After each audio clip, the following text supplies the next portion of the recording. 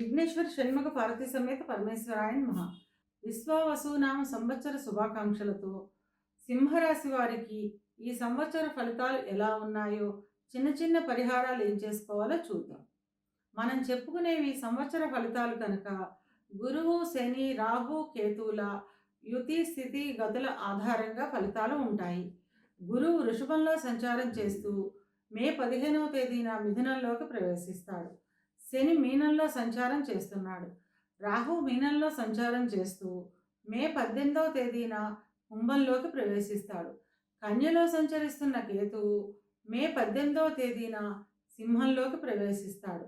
ఈ గ్రహస్థితిని ఆధారంగా చేసుకొని సింహరాశి వారికి విశ్వావసునామ సంవత్సర ఫలాలు ఎలా ఉన్నాయో, చిన్న చిన్న పరిహారాలు ఏం చేసుకోవాలో చూద్దాం. మఖ 1, 2, 3, 4 పాదాలు, ఉబ్బ 1, 2, 3, 4 పాదాలు, ఉత్తర మొదటి పాదము కలిపి సింహరాశిలో ఉంటుంది. సింహరాశికి అధిపతి రవి.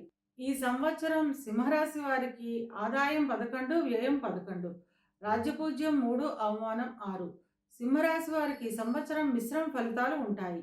సంవత్సరంలో ఎక్కువ కాలం ఉత్సాహంగా ఆహ్లాదంగా ఉంటారు.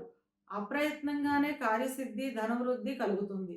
అప్పుడప్పుడు ఆటంకములు, మానసిక అశాంతి ఉన్నా ధన ఆదాయం బాగుండుటచే ఆహ్లాదంగానే ఉంటుంది. ఈ సంవత్సర ప్రారంభంలో చిన్న చిన్న సమస్యలు ఉన్నప్పటికీ సంవత్సరం మధ్యమంలో ఆనందదాయకంగానే ఉంటుంది. అకాలంగా అధిక ప్రయాణాలు చేసే అవకాశం ఉంటుంది. నమ్మిన వారి వల్లే మోసపోయే అవకాశం ఉన్నందున ఎవరిపైనా ఎక్కువ నమ్మకం ఉంచకపోవడం, గుడ్డిగా నమ్మకపోవడం వంటిది మంచిది. ఇక విద్యార్థుల విషయానికి వస్తే విద్యార్థులకు మిశ్రమ ఫలితాలు ఉంటాయి. అనుకున్న ఫలితాలు సాధించుటకు అధికంగా కష్టపడాల్సిన అవసరం ఉంటుంది. కొత్త కొత్త కోర్సుల్లో చేరటానికి అధికమైన ధన వ్యయం చేస్తారు. ఉద్యోగ ప్రయత్నం చేసేవారికి మిశ్రమ కాలంగా చెప్పుకోవచ్చును. ఉద్యోగ ప్రయత్నాలు ఫలిస్తాయి. కానీ ఎదురు చూసిన దానికంటే కొంచెం చిన్న ఉద్యోగాలు లభించే అవకాశం ఉంటుంది. ఉద్యోగం చేస్తున్న వారికి ధనాభివృద్ధి అధికంగా ఉంటుంది.